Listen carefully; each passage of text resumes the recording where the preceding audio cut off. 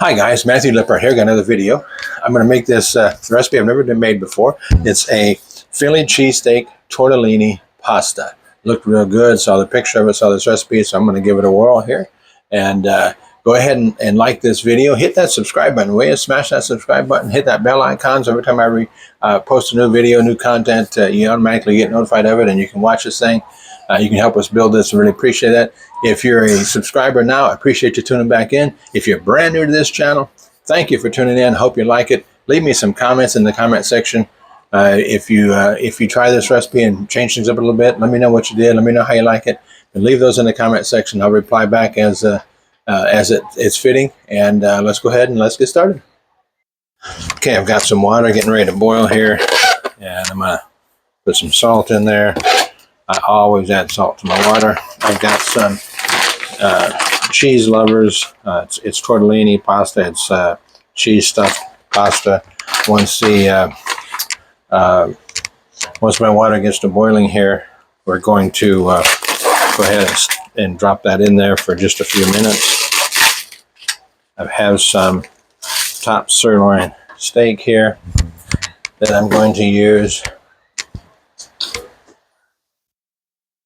I'm going to cut this basically into strips, not too big, but basically like bite size.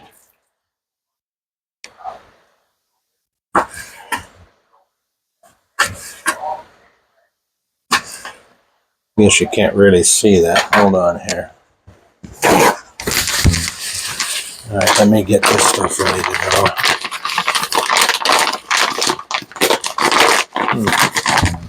A weird package on this thing here. I've got two 10-ounce packages. It's a really weird packaging. Never seen nothing quite like it. Dump these two in here.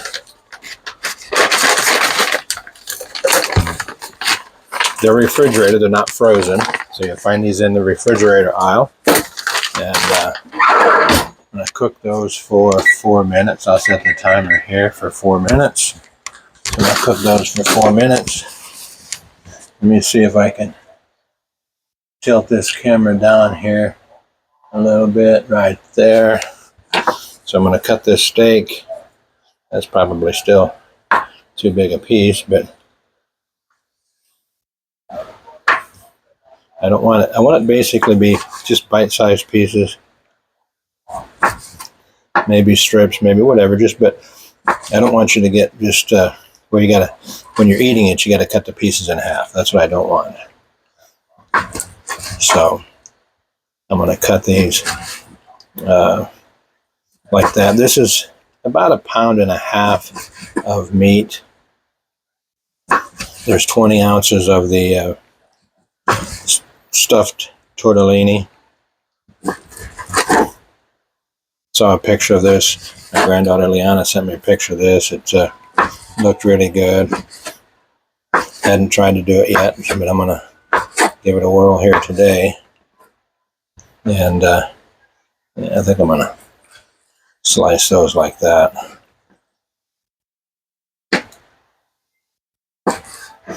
If I get these against the grain, which is what I'm trying to do on all of them, is then that's going to make it all the more tender when you go to eat it. Some of these I think I'm just going to cut like this. Basically just want it in small pieces. I guess it doesn't really matter how you cut it necessarily. You want it bite-sized pieces. And then it'll cook down. There's some fat in here that'll render out to be some nice flavor.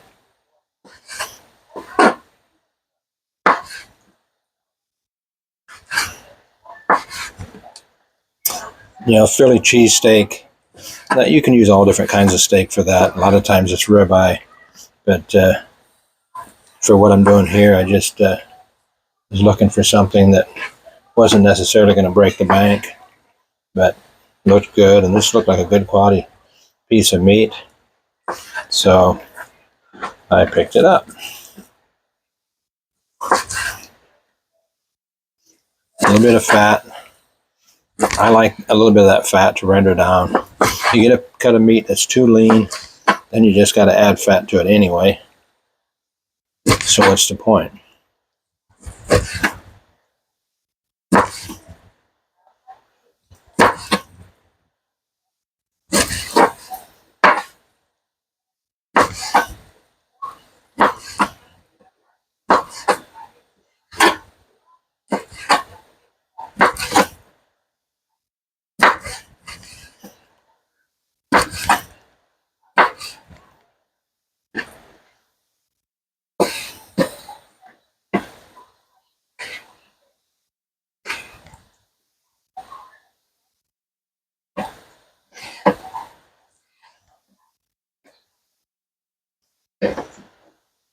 Got two of my grandsons over here today, and they're taking a nap right now. So I'm hoping I can get this finished before they wake up, because they're pretty rambunctious, and it's pretty loud in the house sometimes when they're here. It makes it hard to do videos like this when get a bunch of noisy kids around. Even that aside, we still may end up hearing some noise. My granddaughter's here with her new baby, my great grandson, and he's only a few days old. So if he starts to cry, you know. All right, looks like the timer's done.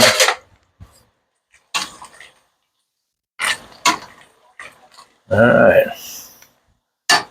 you go ahead and turn that off. I'll finish cutting these, and I'll drain that and set it aside.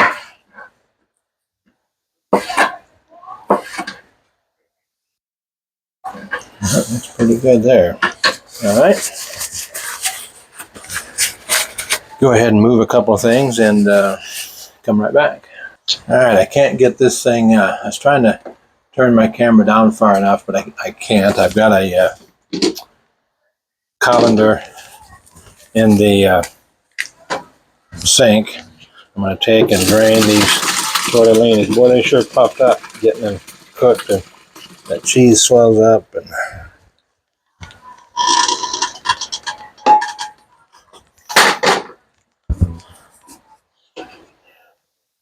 so there's my cheese tortellinis that are all cooked. I'm just going to basically set them over this pan and let them kind of sit there.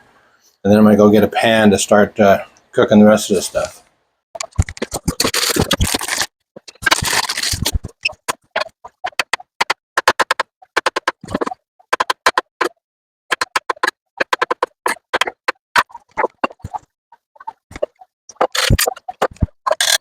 Got my skillet hot here. I've got some olive oil in here. I took a large white onion and I minced it in the food processor. I don't like the big chunks of onions that come in, so I do things to avoid. I don't mind the onion flavor so much. It's just the onions themselves. I just don't, doesn't do much for me. So I get these things sauteing. I've also got some mushrooms, a couple cups, give or take, some sliced mushrooms. And I'll saute all these in this olive oil. And if I have to add a little bit more olive oil, I will. I probably will. Get these things, just saute these things over medium heat for a few minutes. Get the onions somewhat translucent, just kind of break those down a little bit. You know, I don't mind the onion flavor. It's just, and I think it goes back to when I was a kid, but when I bite into a big piece of an onion, it's just whatever's in my mouth wants to come out. But yet I don't really mind the onion flavor. I use a lot of minced onions, a lot of onion powder, different stuff like that in my cooking. But I just don't like the biting into a big chunk of an onion. This has some of these mushrooms are big. You know, that's a big mushroom right there. I'm just going to leave it just like it is, and maybe I'll be lucky enough to get that one. But I do like mushrooms. I like mushrooms just about any way possible.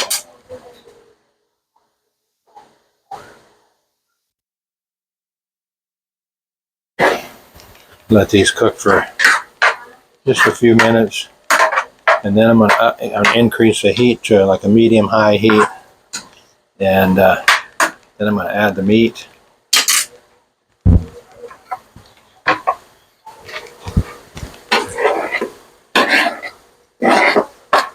I hope the skillet's going to be big enough. This is the biggest skillet I got, so I hope it's big enough. I think it will be.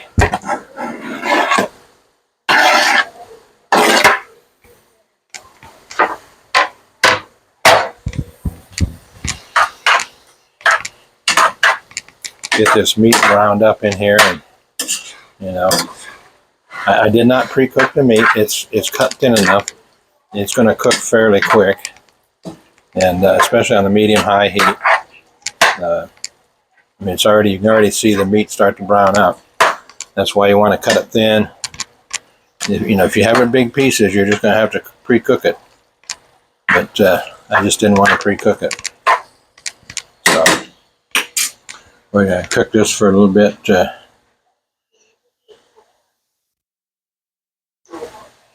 know, probably for 4 or 5 minutes, whatever. A little black pepper. A little bit of salt. Fresh sea salt.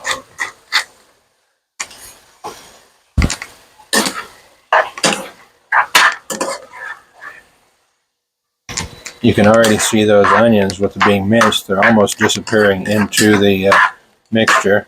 It's going to have a nice flavor, but not going to have the, not going to be biting into no big pieces of onion.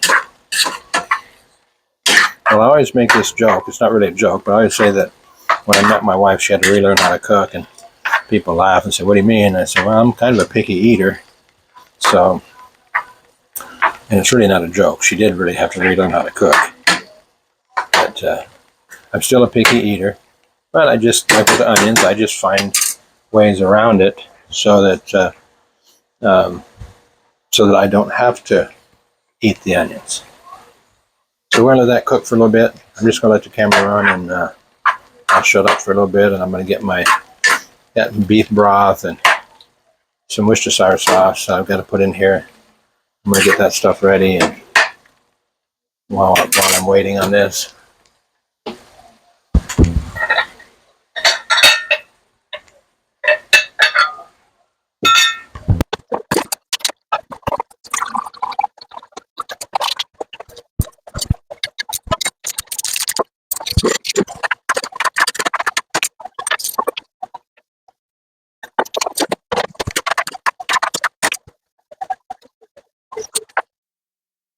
Okay, I'm gonna stir in 1.5 cups of beef broth and 2 tablespoons of Worcestershire sauce. I'm gonna turn down the heat to a fairly low heat and just let this simmer for a few minutes, and then I'll stir in the pasta and then add some cheese, and then we'll be good to go.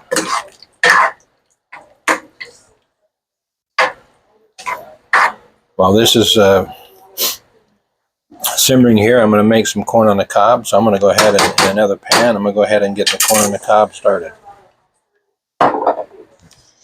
And then I'll be back.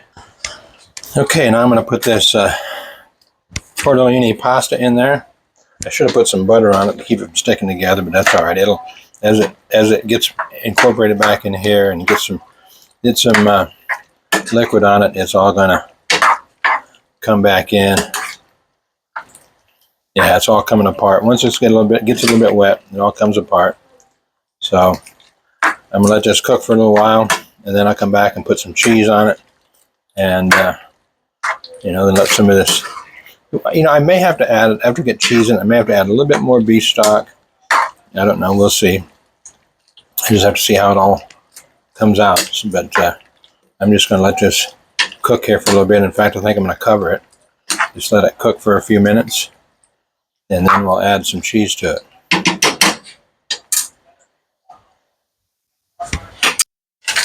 Okay, this is simmering nicely here. It's definitely cooked. I've tasted the tortellini. I've tasted the steak. The steak is super tender. Tortellini is well cooked. Cheese is melted in the inside. Now I've got 2 cups of shredded Pepperjack cheese. Normally this would have provolone cheese. Well, you know, provolone's okay, but you know, we're not overly thrilled with it, and my granddaughter has a hard time with it when it's warm. She'll eat it when it's cold, but when it's warm, it's not quite so much. But so we put some Pepperjack in there, half a pound, 2 cups, half a pound. Let that Pepperjack, now it's starting to melt. Everything is starting to solidify here. So now what I'm going to do is I'm going to bring the camera, turn it around here so you guys can get a close-up look of this. And then I'm just going to shut it off and cover it. Okay, here is the finished product. The cheese is pretty much melted. And then as we heat it, if we want to add some more cheese, different types of cheese or whatever, we can. But there is Philly cheesesteak tortellini pasta. I'm just going to put that lid back on it, just let it set here, and so it doesn't cool off, and then we're going to eat in just a few minutes.